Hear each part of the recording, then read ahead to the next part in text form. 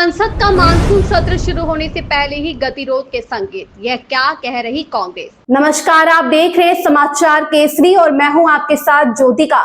आइए रुक करते हैं खबर की ओर। संसद का मानसून सत्र 21 जुलाई से शुरू हो रहा है, लेकिन कांग्रेस की ओर से गतिरोध के संकेत मिल रहे हैं, जिससे हंगामे की आशंका है।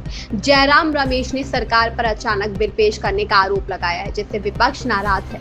संसद का मानसून सत्र 21 जुलाई से शुरू हो रहा है। हालांकि सत्र शुरू होने से पहले कांग्रेस की तरफ से गतिरोध के संकेत मिलने शुरू हो गए हैं। ऐसे मानसून सत्र के हंगामेदार होने के कयास लगने शुरू हो गए हैं। कांग्रेस नेता जयराम रमेश ने संसद के सत्र सुचारू रूप से चलने के लिए सरकार और विपक्ष के बीच सहमति की बात कही है। उन्होंने सरकार की तरफ से अचानक बिल पेश किए जाने का जिक्र किया है। जयराम के रुख से साफ है कि कांग्रेस मानसून सत्र में सरकार के लिए मुश्किल खड़ी करने के लिए तैयार है। कांग्रेस सांसद जयराम रमेश ने कहा कि संसद तभी ठीक से काम करेगी जब सरकार और विपक्ष के बीच आम सहमति होगी। उन्होंने कहा कि यह सुनिश्चित करना सरकार की जिम्मेदारी है कि दोनों के बीच आम सहमति हो।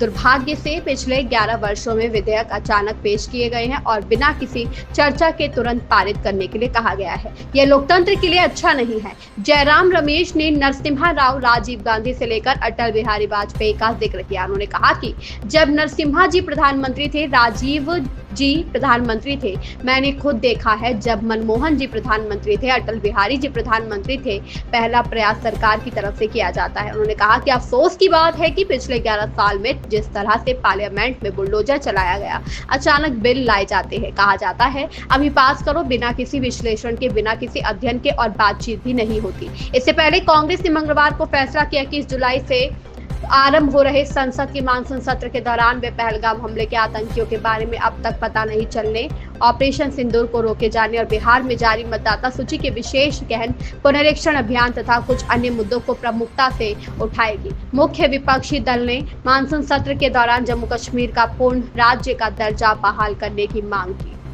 इस खबर में बस इतना ही। बने रहिए समाचार केसरी के साथ।